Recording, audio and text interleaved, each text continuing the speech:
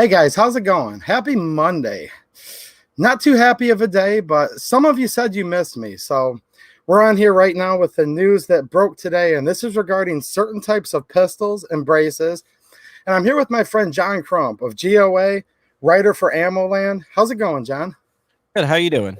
I'm doing good, man. I mean, not too happy right now, but I'm doing pretty good. Yeah, we got to keep in the fight, though. It's a long battle, a long war, and that's exactly what it is. It is a war, and so we have to take it one battle at a time. Oh, yeah, we have to keep fighting because, in my opinion, these people have evil intentions, and evil always prevails when good men do nothing. And that's why we need to get together on this, right?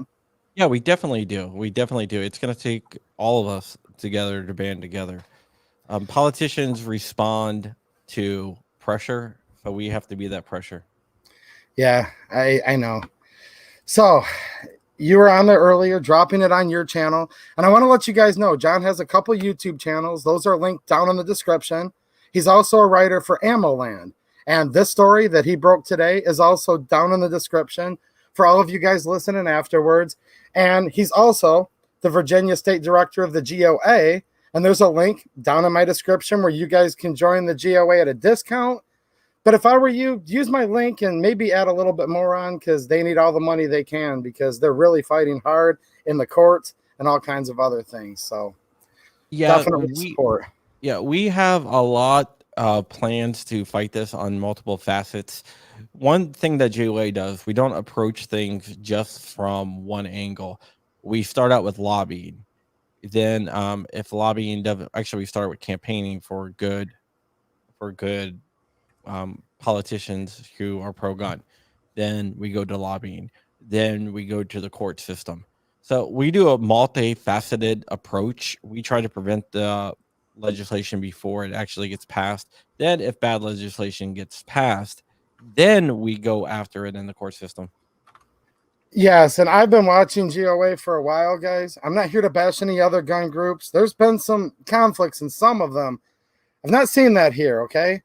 There's not millionaires that are running the place. They're not getting paid millions from GOA anyway. So this is the main group I'm behind. I like FPC too, but these people send me less spam emails. So I guess I'll go with GOA a little more.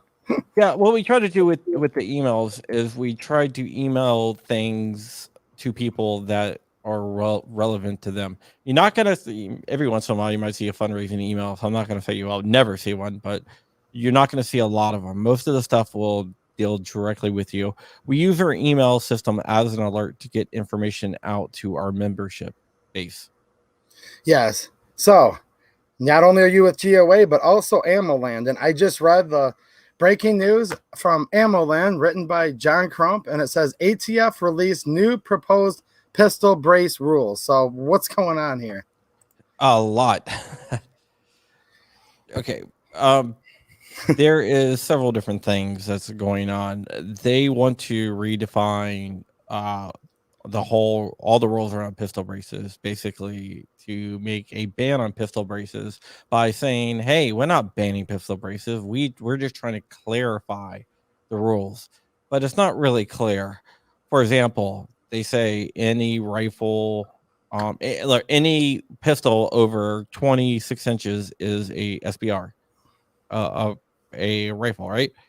Yeah. So what I did, and I had someone else verify that, is take a AR with a 7-inch barrel and measure it from the buttstock into the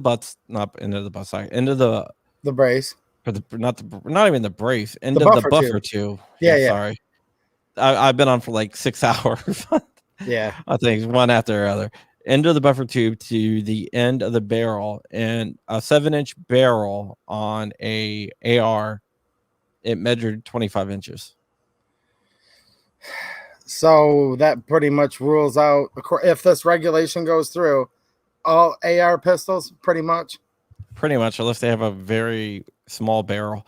Also, they have a checklist where you can have 4 points, or your gun is considered an SBR, and some of the stuff is absolutely ridiculous. In addition to whether it can be shouldered, whether there is something to prevent it from being shouldered. I don't know if they expect you to put spikes on it or what, but one of the things says it's 0 points if you do something to prevent it from being shouldered. But if it's not, then you get 1 to 4 points. 4 points disqualifies you. 4 points cumulatively, not under like one category. Some of the other things that are just ridiculous is if you have flip up sights. So basically, most AR pistols use some type of flip up sights. You're not going to see so many AR pistols with fixed sights on the back. That is a point. If your AR pistol has a red dot, that's 2 points. And it states in there that there is no reason to have red dots on a pistol. I guess they haven't seen like a lot of the pistols being sold today, which is that also goes for AK-47s as this is well. all pistols, right? All pistols, yeah. All pistols. There's also a weight, because the way they get around the ADA is saying that these AR pistols are so heavy that they can't be fired with one hand. It's really ridiculous what they do. Then after, if let's say you get through everything, and you don't get 4 points, which is almost impossible. 99% of the pistol braces out there would be considered stocks via this law. The one example they give is an SB Mini, which turns out, okay, that's not a pistol brace, but you stick one accessory on it, then it will push it over the limit and it'll become a pistol brace. Well, let's hold on real quick here, because this took me a minute when I was watching your stream earlier. For those of you that haven't heard anything yet, points. So this is a 90-something page rule, and I think it's on page 16 and 17. There's literally a checklist, and there's dozens of criteria that they would consider, right? Yeah, and there's no way that you're going to get anything through there without having your gun be considered an SBR, unless you want to run a SB Mini with no accessories and no sights on there, which I don't think a lot of people do. So they add points, and the higher the points is, the more bad or evil or whatever it is that they consider it, right? Exactly. And one of the things that's really concerning is after that they say, well, even if your pistol stock is not considered a SBR and you have under 4 points, if we determine that you're trying to circumvent the NFA, we're still going to charge you with having an SBR. So it's that classic catch-all that these 3-letter agencies like to do, where they give you some criteria and then they say, or for any other thing that we solely determine, and all that, right? Correct. Also, what a lot of people missed is you are no longer allowed to put any pistol braces on any Remington TAC 14s or Mossberg Shockwaves.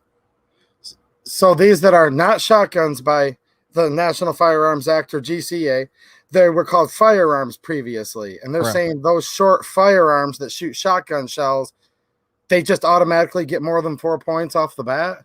Yeah, they're specifically listed. So that would become an SBS if this rule were to promulgate. That would become an SBS. That is correct.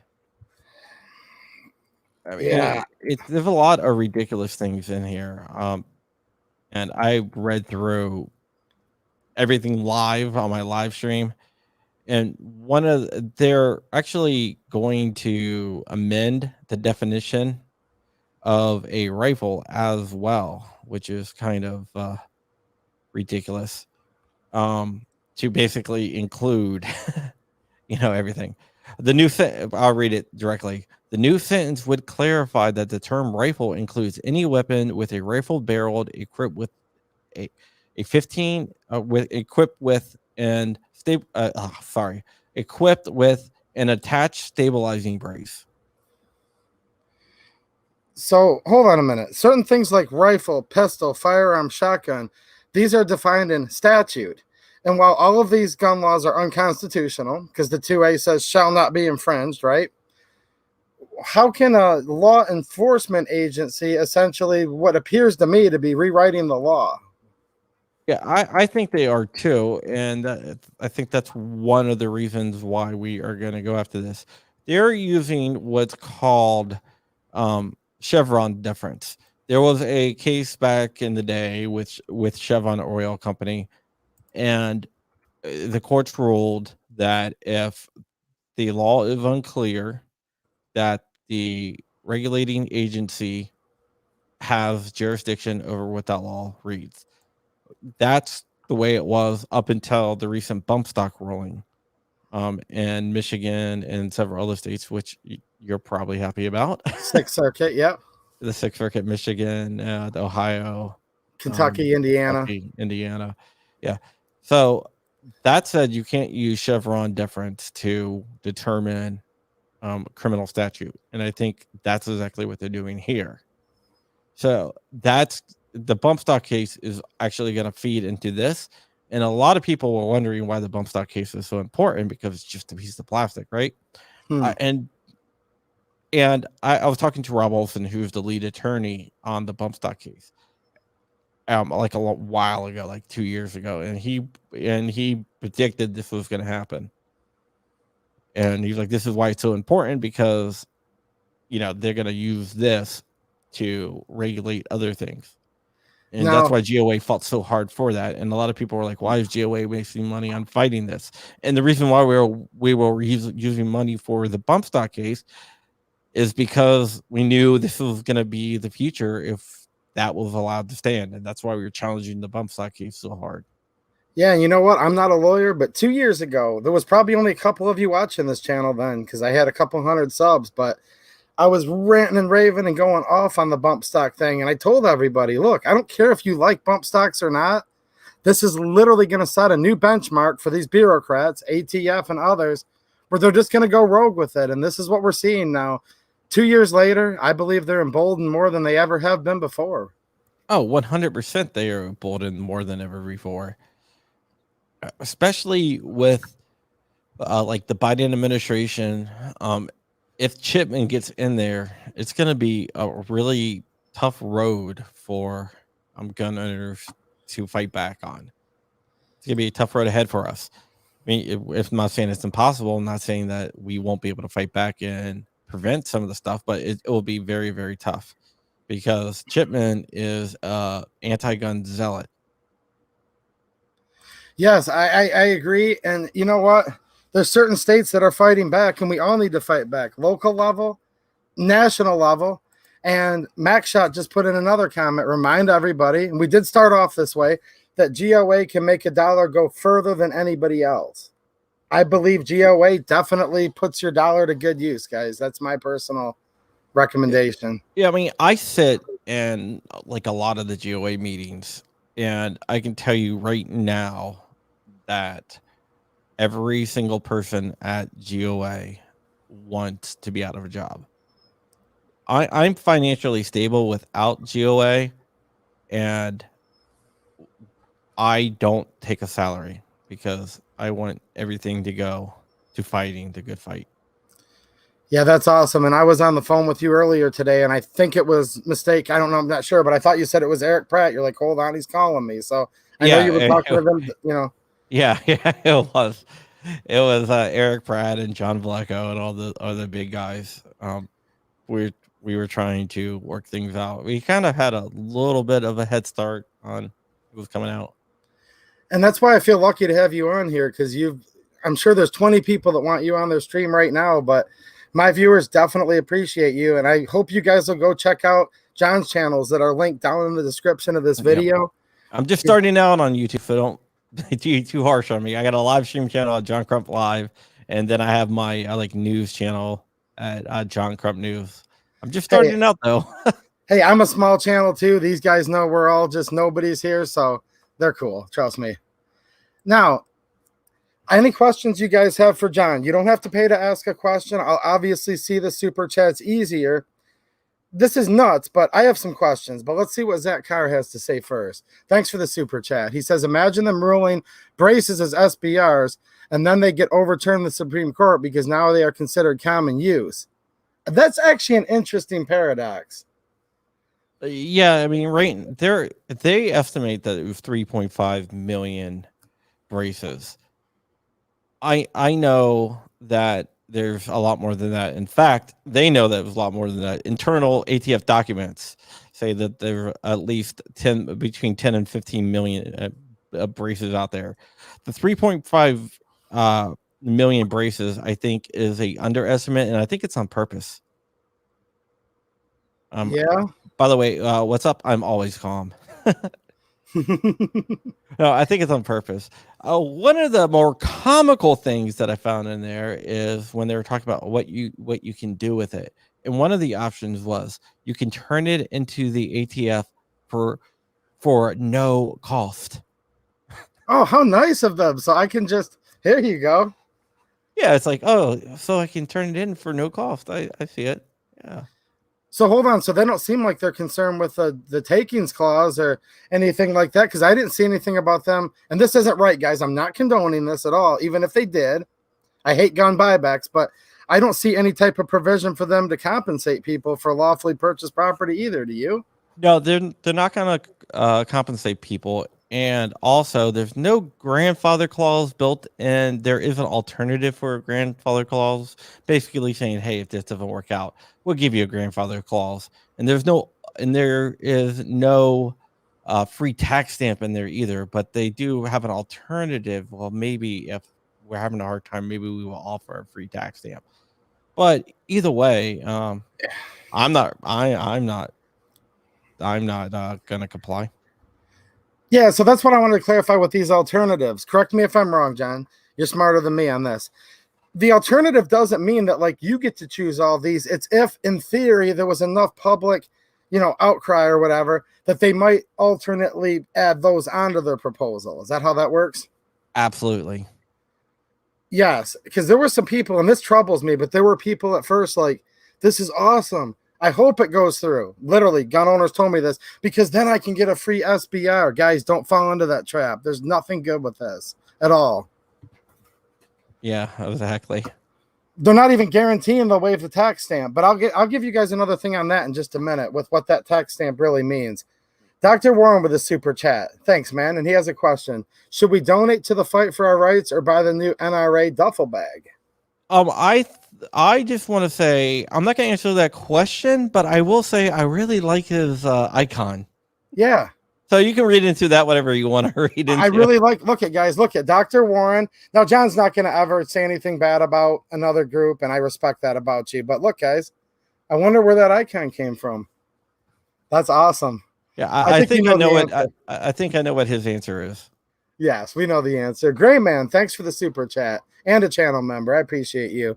He says, since Chipman has made a living as an anti-2A lobbyist, isn't his nomination a conflict of interest? Not only that, I think it's actually payback to the anti-gunners that helped Biden out.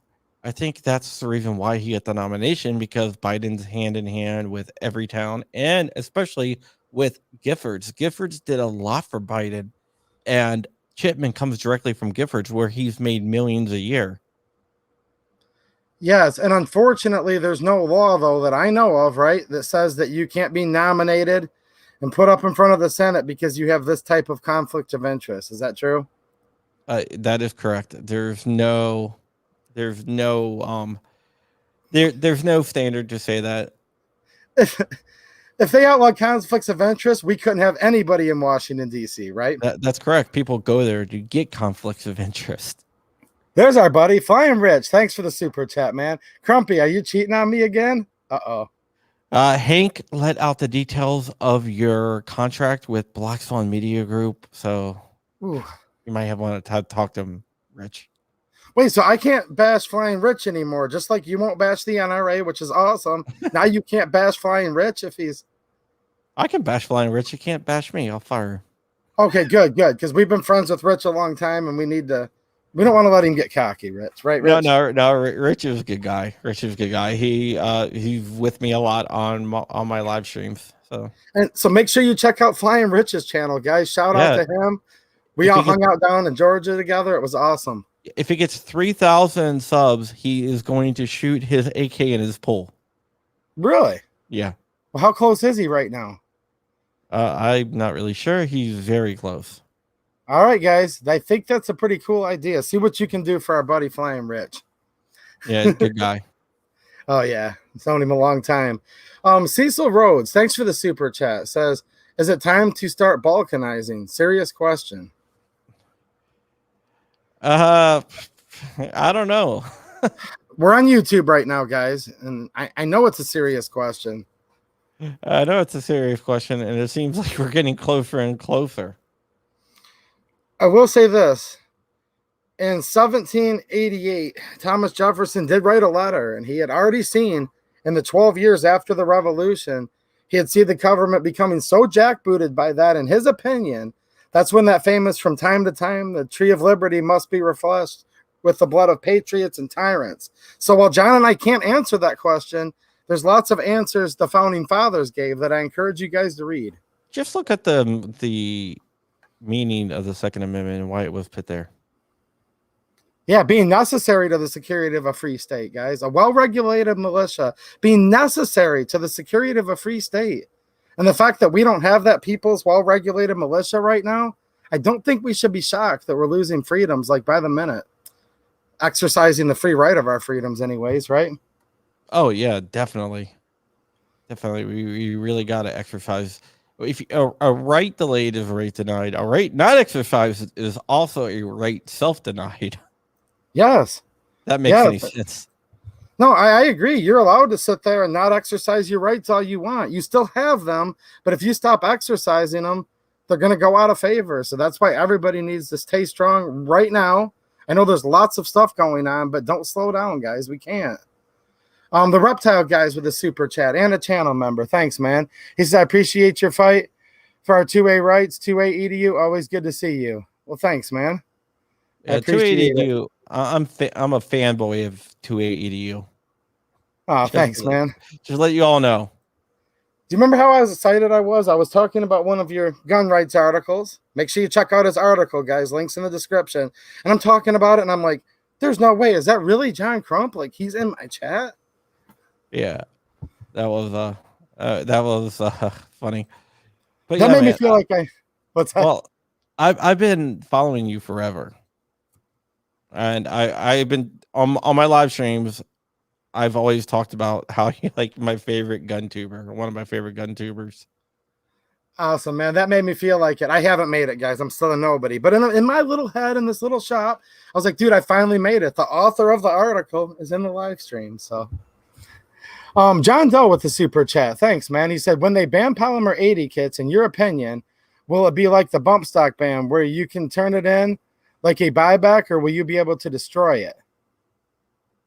Okay. The bump stock thing was a little bit different for a couple different reasons. They're not outright banning 80% or unfinished firearms frames, whatever you want to call them. They're not outright banning them per se. They're going to make it like impossible to buy them, but they're not making it impossible for you to have them. With the bump stock thing, they said these are now machine guns. You have to destroy them, turn them in, whatnot. And the buybacks was not done from the federal government. They were done by states. So could a state say, hey, we'll buy back any of your 80%? Sure, they can. Will they? I don't know for sure, but I do know that they probably will. I have a feeling that they probably will. But my stuff's not for sale, and I wouldn't have bought it to sell it to somebody. And in my opinion, they can't do a buyback because I never bought it from them in the first place. That's what I was about to say. One thing, the term buyback is a misnomer, and it's a misnomer on purpose. It's not a buyback. It's a forced confiscation. Yes, I totally agree. I do. Denny's Plant-Based Journey channel member and a super chat. Thanks, man. He said, one of the restrictions about length of pull, oh my gosh, that's something I wanted to go off on a rant about, will also be hard to overcome for some of the braces. They want registry and your address for later. I agree. What do you think about that? I think he's dead on. It's like any one of the things that will disqualify you can be overcome. But with the way they did it, the way they wrote this, it's almost impossible to overcome it. It is, and here's what I think is another oxymoron. They talk about that's actually one of their definitions. Length of pull is in one of those pages of this proposed ruling. Now, I've read the definition of length of pull in the past, and length of pull, in my opinion, refers just to stocked like long guns. I don't think a pistol can legally have a length of pull from the other gun laws that we have. You would think not, and that's one of the things that has been brought up. That you would think that wouldn't be the case, but they are using that as a determination. They are. And remember, guys, I'm going to say this again if you're just joining. All gun laws that we have, in my opinion, every one is unconstitutional because shall be infringed is pretty dang clear. However, even the gun control laws we do have, don't agree with them, whatever, they're even trying to circumvent those right now with this ruling, right? Yeah, I would go even farther and say that they're more than just unconstitutional. They are against your natural human rights. Yes, they're against laws of nature. Nature's God. That can mean religion. God can mean many things to many people. But whatever your creator is, they endowed you certain unalienable rights. That amongst these are life, liberty, and the pursuit of happiness. And the Bill of Rights is strictly a prohibition of government from ever dare infringing, abolishing, impeding, etc. Right? Correct. I always refer to the Bill of Rights as a document of negative liberty. We had the conversation before, but not on here. I always believe that the Bill of Rights is a document of negative liberties. And what I mean by that is not negative liberties for you or me. It's negative liberties for the government and saying you better not infringe on this because you have no right to infringe on these. Yeah, because you didn't give it to us, so you can't take it away, right? Correct. Cecil Rhodesia, is that the same guy just changed his name? Thanks for another super chat. Said, well said, thank you. My thoughts exactly. Cool. Mateo, he paid a super sticker, guys, just to remind you to give a thumbs up. So since he spent his money, don't forget to give the stream a thumbs up. Yeah, this is a good quote. I'm sorry, what's that, John? Give 280 a big thumbs up because he's an awesome YouTuber. Thanks, man. Just because Crump said so, now you have to.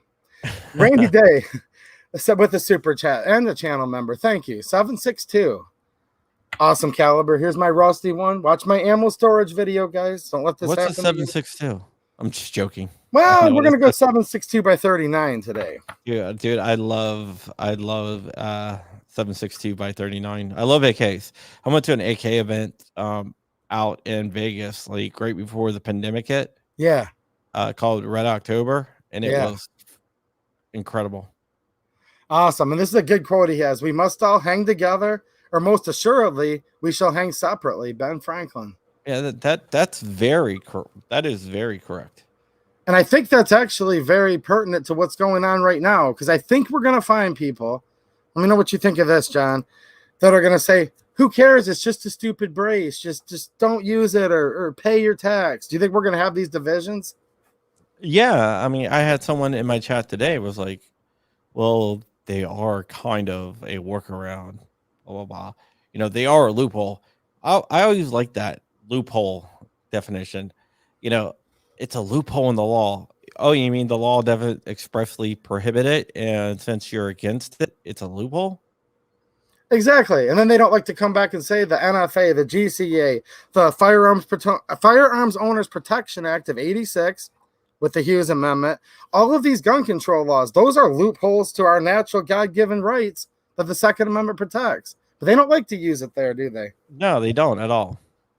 Loophole. Oh, you mean they forgot one thing to infringe on that they should have never infringed on anything and they're prohibited from doing so? Don't get me started on those guys. Ryan R. 815, thanks for the super chat. Gun buybacks. He's asking you guys, so make sure you answer him in here. Did anyone buy their gun from the government? I don't know. I don't think so. Actually, I think a lot of us who bought it from like a dealer actually paid the government some money, whether it's the state government or whatever, to actually buy that gun. We paid taxes on it, right? Yeah, there's extra taxes on firearms that aren't on almost anything else too. Yeah. Additional. Yeah, and pay for background checks and everything else. So we paid for it. So how are they going to buy it back?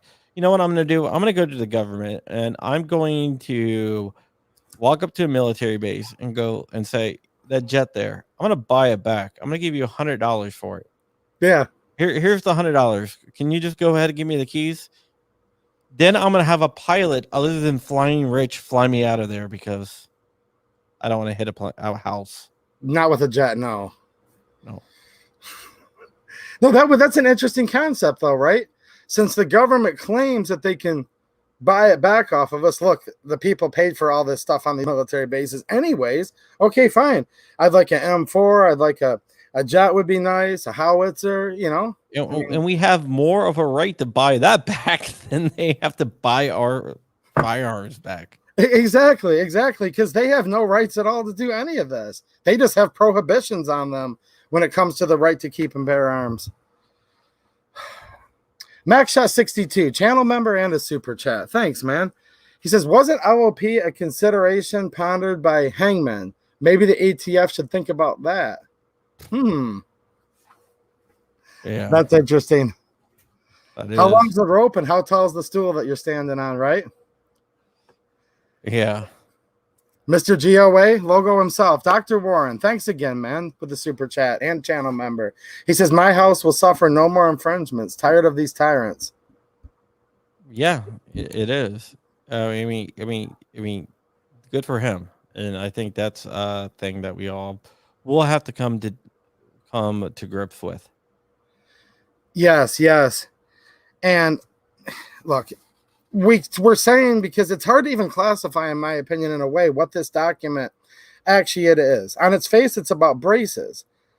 But from what I've read about it, it could be more than that. So is it possible to get enough points on a pistol that doesn't even have a brace and have that now be considered an SBR? It would be possible. It definitely would be possible because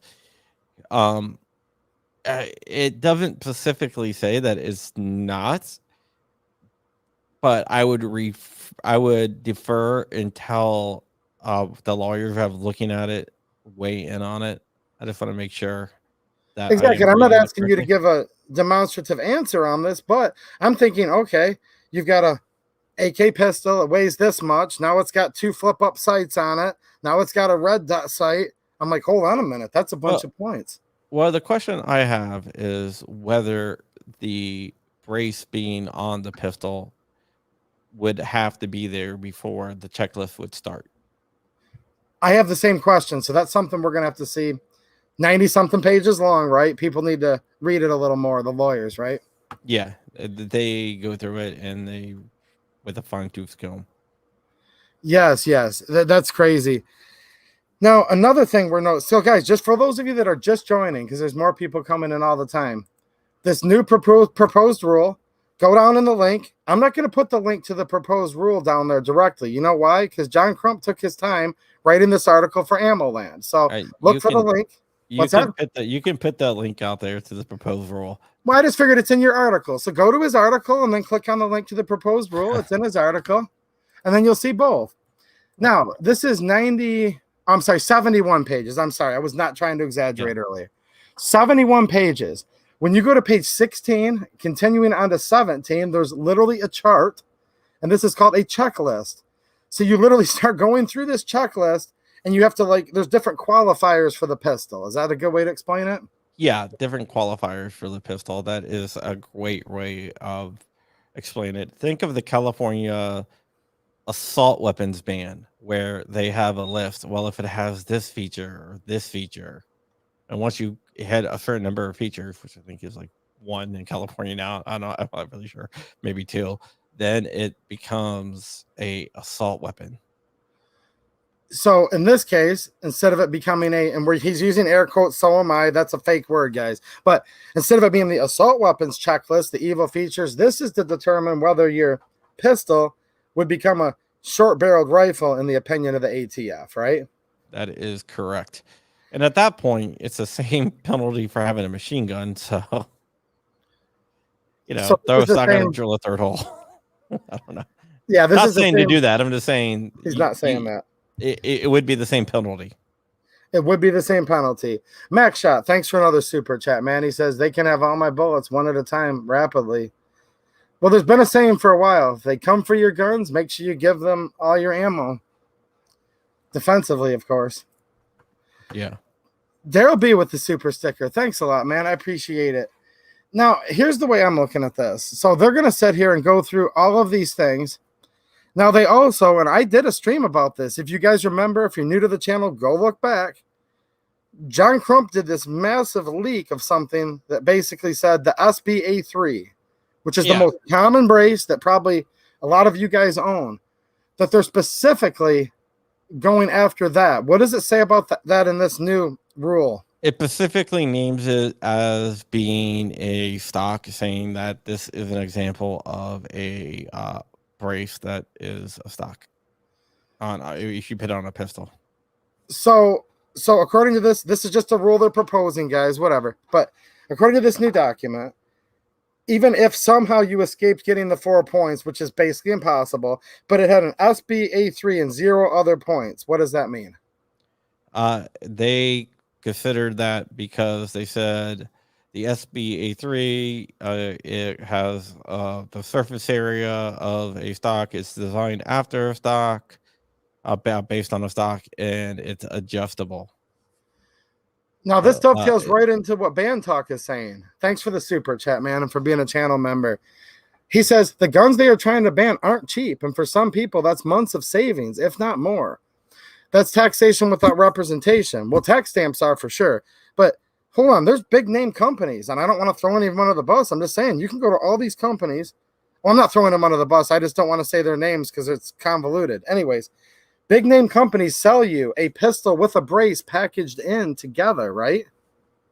Yes, a lot of them do. And these are sold at reputable gun shops, right? Correct. Some of the biggest in the world. And I've seen stuff that's a braced pistol for $1,000, $1,200, $1,500. And people worked really hard and saved up for those. And a lot of people are, blue collar or less that watch this stream. Yeah. Yeah, there is a lot. They give you some options. You can turn in the pistol. You can put a new upper on there to turn it to 16 inches, which is still expensive, to buy a new upper. It's just ridiculous. Or you can register for as an SBR and pay your $200 fee. And it's more than the $200 too, right? Because first of all, like you said, you're registering it. Now the federal government knows who has what, right? Yeah, registration. Like there's an old saying that says background checks leads to registration that leads to confiscation. In this case, it's registration leads to confiscation. Yes, and we've seen this in many other countries where terrible leaders, if you want to call them that, did terrible things to people. And they did come around and pick up all the guns first, didn't they? Yeah, they did. I mean, that's one of the things. You can't control a population if the population has the ability to fight back. Exactly. And that's why we say, look, guys, tonight I just want to talk about this issue because this is the hot button and we need to think about it.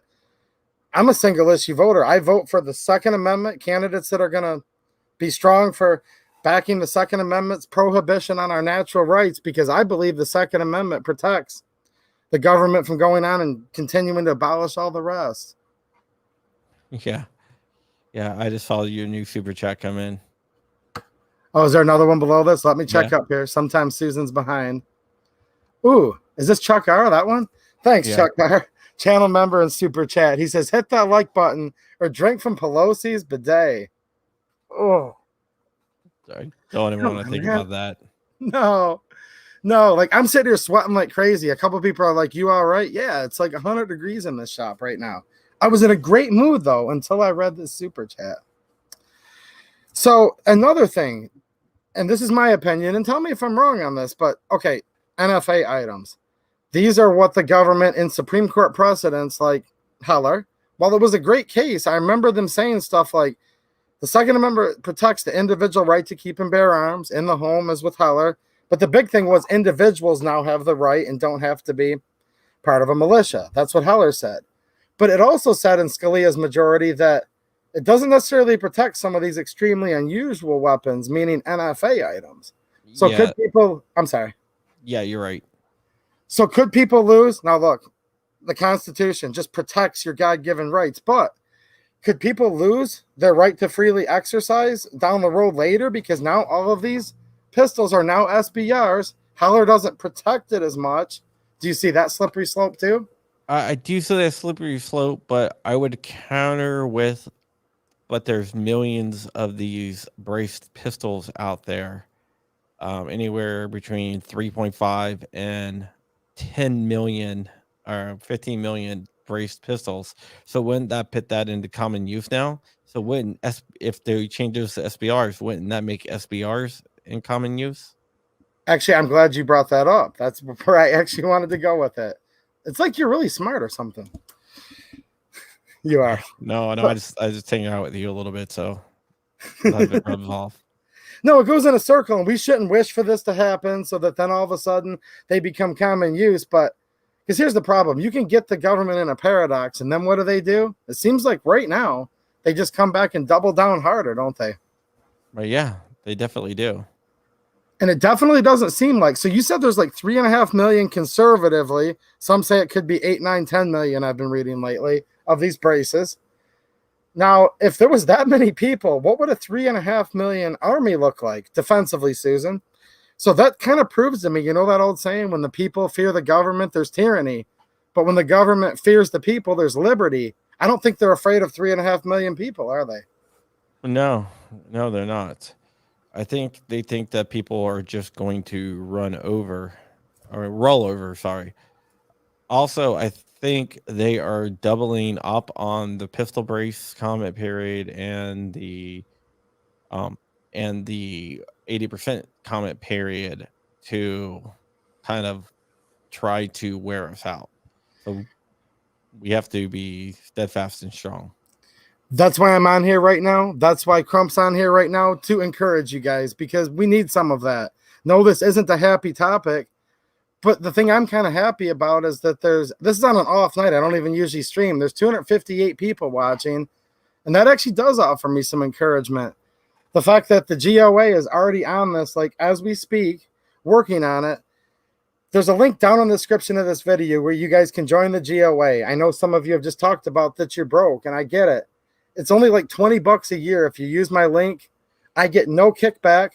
John works for the GOA at a very high level, and he's not even taking pay. He's just trying to help. So yeah, well, put it this way: I had to turn off my GOA chat because we have our own little chat program because because everyone's working on it, and I didn't want to keep on hearing dings. Yeah. Sorry to interrupt you from that. I don't have to keep you too much longer. We've been on, I guess, about 40 minutes so far. No, somebody was just texting me. Oh, I'm sure you're pretty much in demand on this because you wrote one of the breaking news articles, and with your GOA connections, it's like, this is what people are going to want to know. And then I'm going to get back to a couple super chats. Yep. People are already saying right now to me, I've had people texting me all day. They're saying, hold on a minute.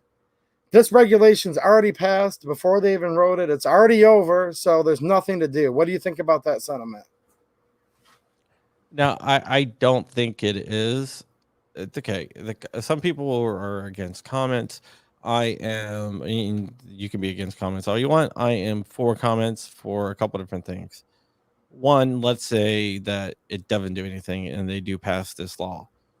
Or I call it a law because basically that's what it is. A fiat law. Yeah, it's a fiat law. Yeah, and the rule does pass. I just wanted to make sure everyone knows that I called it a law on purpose because that's what they're trying to make it out to be.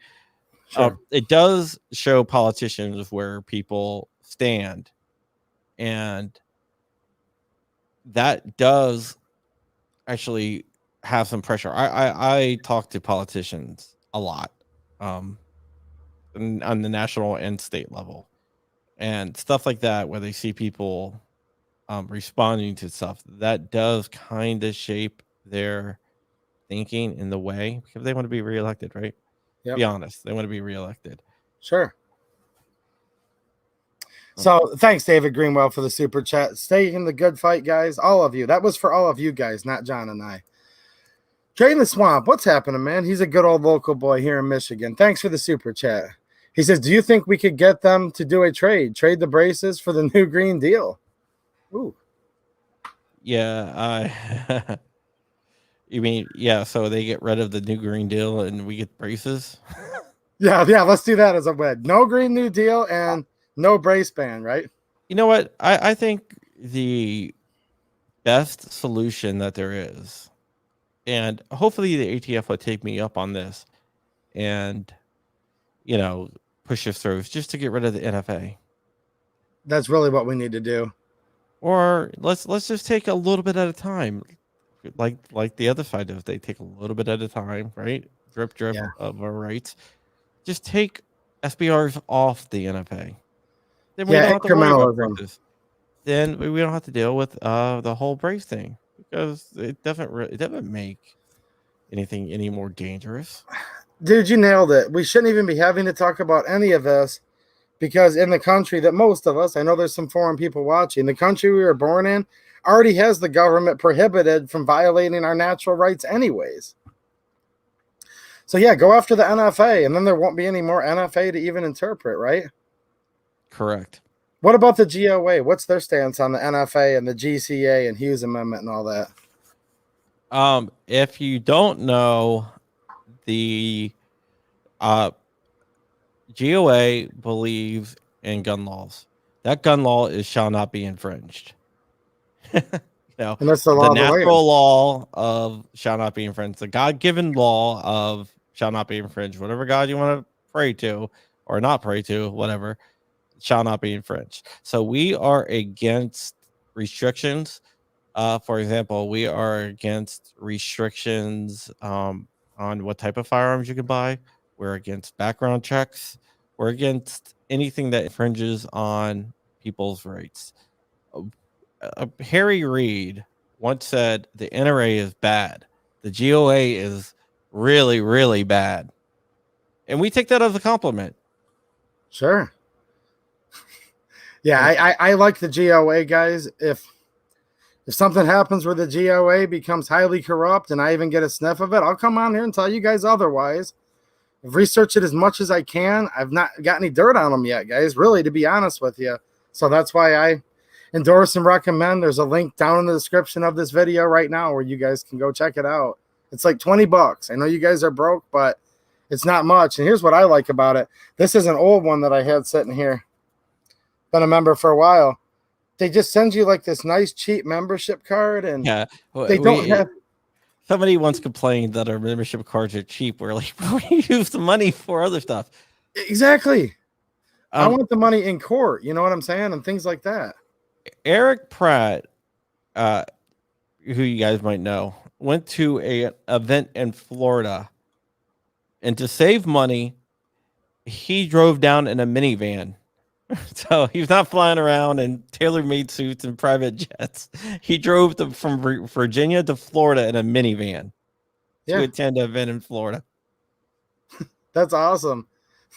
No, with the super chat. Thanks a lot, man. He said, buy yourself a drink. Well, it is hot out right now, so I'm going to take a drink of water here. So right now, we're talking about getting dogpiled, and people are like, what the heck, man? So there's two proposed rules, right, that are up right now as we speak. And Chipman. So technically 3 things, if you will, right? Mm-hmm.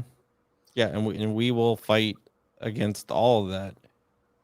Yeah, so what are people supposed to do? Pick one that they like or hate the most? Or should people just crawl in a hole and not look at any of it? Or what do you think? We have to pay attention to all of it.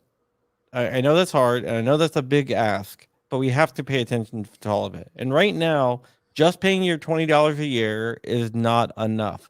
We need all hands on deck to push back against this. We need everyone out there to get off the bench and get into the 2A game. Yeah. And the natural rights game of defending your natural rights.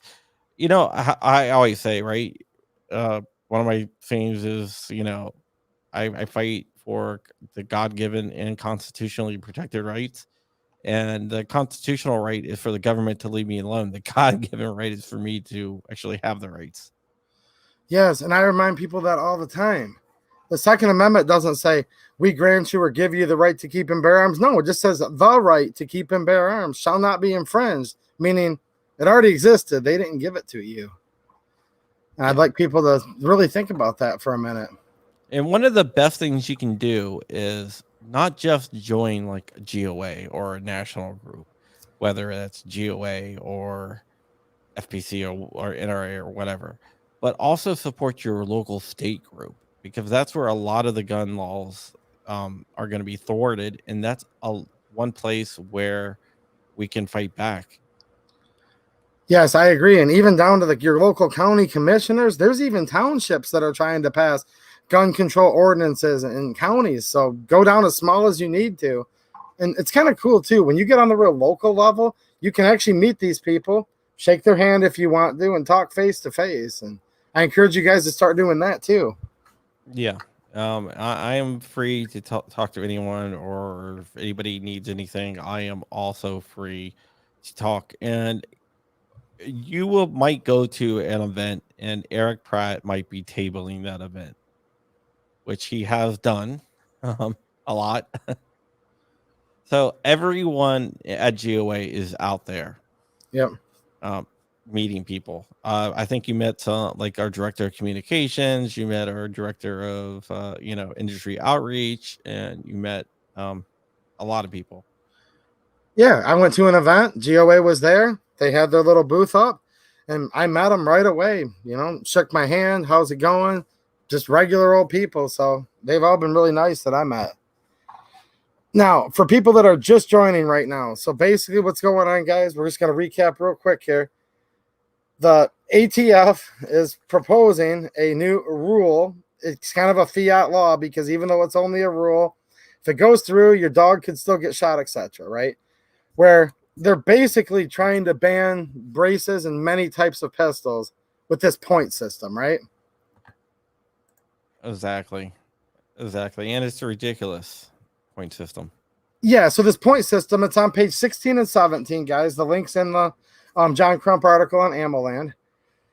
And you go through, and it's like literally insane stuff. So all you math people might be wanting to add it up and do the numbers, but you'll never get a pistol, asterisk, maybe like one, but you'll virtually never get one of these brace pistols through these points. And even if you do, there's a catch-all, and it's like, or any manufacturer that just have the intention of it being shoulder, then we'll just ban it outright anyways. Is that about what it says? Yeah, and charge the manufacturer with a crime. We get to determine that. So let's say you're a manufacturer, you have no intention of your device to be used to be shoulder a pistol, and the ATF can come in and go, you know what? I think you intended that, so we're going to charge you with a crime, even though that you didn't really intend that. So, like, who would want to be in that business? And that's what they're thinking. If there's always this threat of criminal action against you, that's kind of hard, right, to stay in that business. Yes, thanks for being a channel member, Cave Dave. He has a good question. If a guy buys an AR pistol from said company, will the government be able to seize their records to go after a person in the future? Just asking for a friend. I mean, they seized the records at Polymer 80. So I think the answer is, could they? Yes. Would they? It seems probable based on past actions, in my opinion. Yeah, and they also got records from well, we're not really sure what they got from Polymer 80. They didn't get all the records. We know that for sure. Polymer 80 actually refused to comply with the subpoena, which is nice to see. But then they went and got it from stamps.com and authorized.net. Yeah. So they just keep going through all these different. Look, this is basically comes down to this, in my opinion. You look at all of these government agencies, jackboots, whatever you want to call them, they often come in and raid people's homes with true SBRs, right? Real short little compact rigs. So they feel that's the best to invade people's homes with. Okay. Our military uses most M4s would classify as an SBR. Yeah, I Because think these, they're 14.5 inches in the military. yes. Why? Probably because these things are darn effective. And it seems like to me they want to remove effective weapons from what they would call the plebes or the civilians or whatever. Do you kind of get that feel too? Absolutely. Absolutely. And you got to remember, there was a case about a trench shotgun that was like, and they ruled on that. This was like before the NFA, and they ruled that that could be banned because there was no military use for it. Yeah, that was USV Miller, 1939. Yeah, It was right actually after just the it NFA. was actually just after the NFA. It Just was the after the first NFA. Yeah. case. It was the first case that could have overturned the whole National Firearms Act. So at that time, if he would have had a full Browning machine gun or something like that, they actually probably would have overturned the whole NFA. But the reason they didn't is because they said this short-barreled shotgun is not a weapon of war, and specifically the Second Amendment protects us to have a well-regulated militia, and it had to have war use to get the Exactly. ultimate protection. Exactly. It's funny how things change, right? Yeah, and this is good for the viewers to remember. Next time someone comes up to you and says, well, hold on, this is a weapon of war, remind them. This started off with a bunch of just regular nobodies like all of us that went up against the greatest military superpower of the times, right? And went to war with them. And then literally it says a well-regulated militia being necessary to the security of a free state. Militias use weapons of war. And then also remind them that the 1939 Heller decision said that weapons of war were the most protected by the Constitution. It's kind of crazy, isn't it? Yeah, it really is crazy. Heller was did you say Heller 1939 Heller decision? If I did say Heller, I'm sorry. I meant to say Miller. Yeah, I just wanted to make sure that 1939 Miller. If I did say Heller, I'm sorry. Yeah, I don't want people saying going off. Yes, USV Miller was the first big, Second Amendment Supreme Court case because there wasn't a whole lot of gun control before the National Firearms Act, right?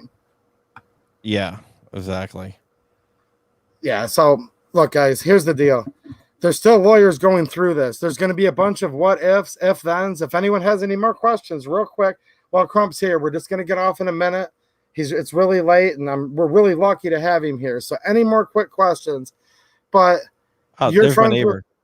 I'm sorry, what's that? Call out to my neighbor. Is that VA Wolf? Yeah. What's happening, man? He's a good supporter of the channel. I always like him hanging out, man. He says, hey, brother and John neighbor, this is tyranny on the next level. It is. I agree. Yeah. VA Wolf is my neighbor. Like, how far away is he? Like, pretty close? Yeah, a few minutes. Yeah, that's awesome. I'd really like to meet him someday, man. How are you feeling, VA Wolf? You feeling good, dude? I hope you're doing good, man. I really do. So, look, this is convoluted. And, of course, people are now having to use resources. We might find out more bad in this as lawyers go through it. What do you think about that? We could. There can always 5 miles, he says.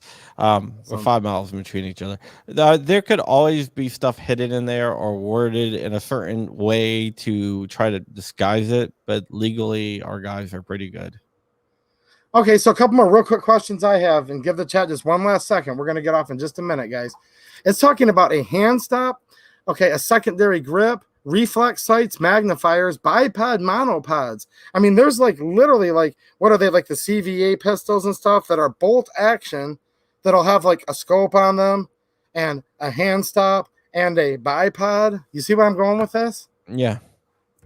Do they have to be AR-15s or AKs, or could this apply to any pistol the way it's written? Any pistol. Even somebody's expensive Colt snake gun that has a big scope and it weighs more than 59 ounces and there's a bipod on it? Yeah. That is if the bracing. I'm thinking that it would have to have a brace on it, but okay. I'm not 100% sure about that. So maybe the Colt Python was a bad example of it must have a brace first, but there are some bolt action pistols that I've seen that are becoming a little more popular. They might not be mainstream, but they do have braces on them that I've seen. Yeah, so have I. And those would fall under what a lot of people would call a FUD gun or whatever, right? And that would be banned, just like a lot of other guns. And here's the deal, in my opinion, they're going to go after, building your own firearm. They're doing that right now. Bump stock, the braces, all of that. They're going to be trying to come after people's 1911s before it's all over too. What do you think? They won't stop until they get everything. Or until we stop them, right? Or until we stop them, correct. And there's many ways that they may be stopped. And we are on YouTube right now, and this is where we could reach the most people, but we are on YouTube right now, right? Yeah, exactly. I'm going to scan for any last-minute questions here, guys. John's really smart and knows a lot about this. Okay, this is a good question. Dominic Chan. So what happened today? Is it just a proposal or is it in effect today? Thank you for the question. It's a proposal. It's a 90-day comment period. And after the comment period, they will decide whether to put it into effect or not. And then it will be 60 days until it goes into effect if they decide to put it into effect or modify it anyway. So what about these alternate strategies that are near the end? These aren't alternates for you guys. The ATF chooses if they want those. Yeah. Is that like after the 90 days you find out? Or after the 90 days, they will decide whether they're going to put any of those alternates in there. Now, if the alternate goes in there, does it come back for public comment again, or is there just one? No, that's it. Okay. Good. I wanted to make sure. Yes, Miller didn't show up. He had some other issues with the court and probably didn't want to show up at that time due to maybe warrants he had and stuff, if I remember correctly. So, yeah, Miller was not probably the best plaintiff, right? No, definitely wasn't. Here's another good question, and I forgot to ask that from the very beginning, guys. Like, does this go in effect today? Like, I knew it, but ask the obvious questions, guys. We don't want a bunch of crazy rumors spreading throughout the internet. Okay, so Dominic says again, worst case scenario, what can you do if this goes into effect? Okay, you would have to make a choice at that point. And the choices would be either to comply or choose the route of non-compliance. That's basically your choice there. We will try to fight it if they do say, okay, here's the rules.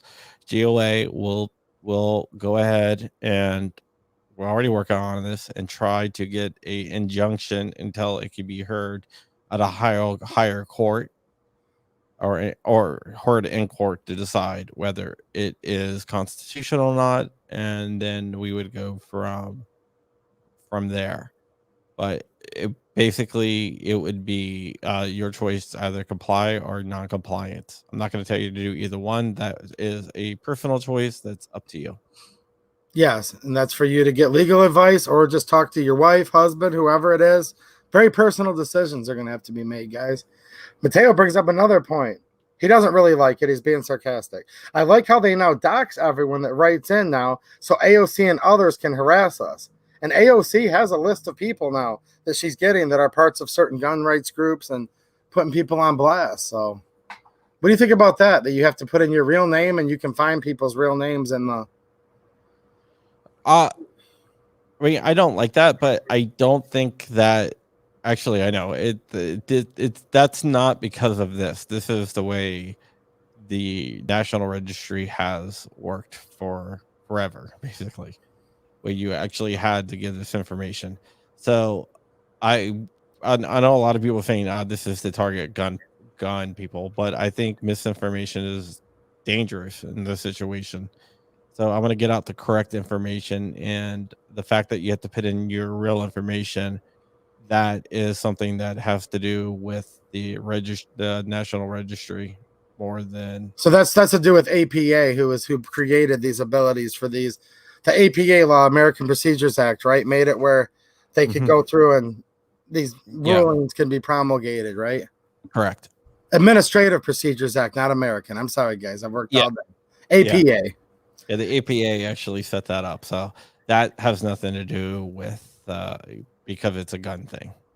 That's just the way it is. And I would note that the Declaration of Independence was a letter, and it was written to, at that time, what was considered the government, the king, and it was signed by people in their own handwriting on it. So our founding fathers, And that wasn't the only thing. The founding fathers also wrote multiple letters to King George demanding that their rights, and they even sent Franklin over to the UK or England at the time to demand their rights. Yes, it's happened before. Not saying you guys have to write a letter. Not saying that you guys, look, you can or you can't. I'm not going to impose my will on anybody because that's tyrannical in and of itself. If I told you you can't write a letter or you're whatever, I would be what I despise, right? But if I told you have to write one, I would despise myself too. You guys have choices to make. I would note the founding fathers did sign letters to the government. Yeah, it's a personal choice. So if you don't want to write a letter, that's fine. Or write a comment. That's fine. That's your personal choice. If you do, that's also fine. That is your personal choice. I will be writing a comment, and it's up to you whether you want to do that or not. Sure. And it's up to you guys what you do if this rule does get promulgated into the Federal Registrar. Another good question here. Simulation 7. What about the Banshee? And there's many other things that fit with this, which have a letter from ATF for CMMG. So what happens to all the previous letters? If you read the document, it says that anyone who currently has a letter should, it encourages them to resubmit their device or their item because the previous letters are basically junk now. So encouraged can mean we don't know if it's going to be like encouraged by a warrant and at the barrel of a gun, or if it's just a suggestion, Yeah, because technically you don't have to submit a letter for an accessory. But if you put it on a firearm and they go there and they find your firearm is an SBR and you don't have a letter, they're going to be like, yeah, you're selling an SBR. Yeah, so they encourage you at the barrel of a gun, basically. Yes, and I think this is what's going to be so frustrating for so many people.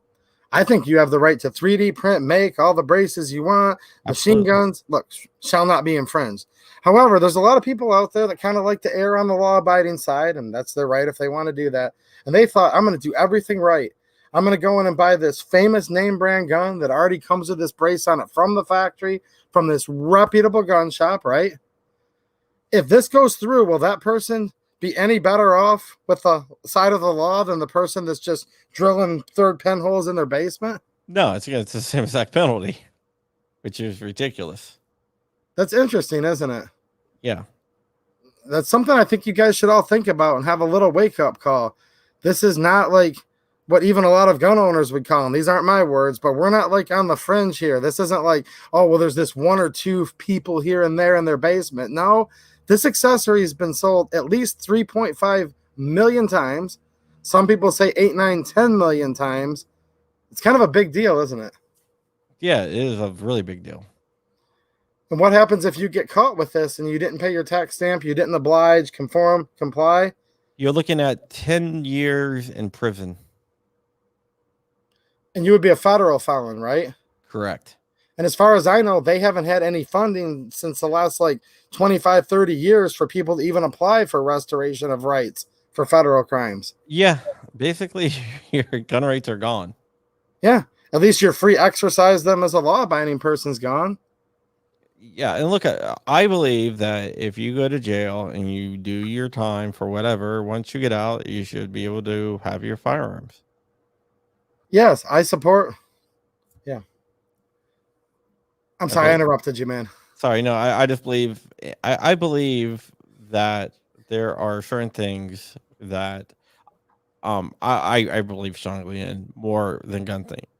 I don't believe that because you committed you got caught with a SBR that you should lose your firearms rights forever. That's just something that I can never get behind. I agree. And like I've always said before, guys, hands and feet kill more people every year in the United States than what they call so-called quote-unquote assault rifles. So bed sheets do. Bed sheets. So if this person's so dangerous, if you let them out today, it's imminent that they'll kill again. Why are they on the street with us right now? So those people should probably still be locked up a little bit longer or forever if they're bad enough. Yeah, rather than, Sorry, I had this conversation with Maj Toure of Black Guns Matter a while ago. About that, he asked me what I thought about that, and we were sitting at the restaurant. He's like, "What? Like, you're pretty pro gun." I said, "Yeah." He was like, "Well, what do you think about this?" It was Jordan Stein, who you met, yep. and we were like, "Oh yeah, he should get him back." And Jordan's like, "Yep, I agree." And Maj is like, "That's why I like GOA." Yeah, guys, look, there's nothing simple in life. We can't right now because we're going to get off in literally like 1 minute. There's different circumstances for different things, but whatever that appropriate time is, the person needs to be reformed or just physically keeping them away from the person they're trying to murder, whatever. Look, they're going to do what they're going to do because, like I've always said, I've been saying this for like 2 years on here, right? Good people don't need laws because we're just going to do the right thing anyways, and really bad people inherently just don't follow laws and never have. So this is just making more people criminals so they can all be just the person that's in the system, right? And indebted to the state, the government. Yeah, exactly. And it's more about control than anything else. Yeah. Rainy Day, thanks for another super chat, man. He puts in a Soviet caliber 7.62. And he said the old Soviet Union's plethora of laws made it unable to do your day-to-day activities without breaking laws. I think in a lot of ways that's where we are. Oh, well, yeah. I mean, there's what, like 20-something, 30,000 gun control laws right now. So, what's that? Not only that, think about your governor and all the stuff, the COVID stuff. It was illegal to cut grass. So that's what I'm saying. I don't think that we're too far away from what Rainy Day's talking about, to be honest with you. Yeah. Well, I think we've covered quite a bit. You're exhausted. I'm pretty darn hot too. So is there anything you'd like to add here at the end real quick? Just always remember that you can go to gunowners.org, and 28edu has a link in the chat. And Dave, I want you to thank you for, oh, did I say your name? Dave. That's an inside joke. Every time somebody go on somebody's show, like from Dark, I called Dark Dave, and everyone still thinks his name is Dave. Is he in the chat right now? No, he's not. He called right before we went on. Okay. I always call him Dave, and people think that's actually his name, and it's not. Just something I do. Yeah. So there's links down in the description of this video, like right below it. If you're watching after or now, go there after it's over here. And you can go to John Crump's 2 different YouTube pages. I'm subscribed to both. Then you're also going to see a link that you can join the GOA, save you a couple bucks. I get no kickback. Neither does John. And then the link to this article written by John on Ammoland. Yeah. So and lots of info. And I want to say thank you for everyone out there for watching, and thank you for everyone out there for your support. Yeah, and I thank people for the same thing because, look, I'm a real person. I work just like you guys do. I spend a lot of money on my braces too, so I appreciate all of you guys' support. I really need you guys right now, and we all need each other. So just stay encouraged, guys, and let's stay in the good fight. Yep. All right. Thank you so much. All right, man. I'll talk to you soon. Thanks for watching, guys. Thanks. Bye. Yep, and have a good one.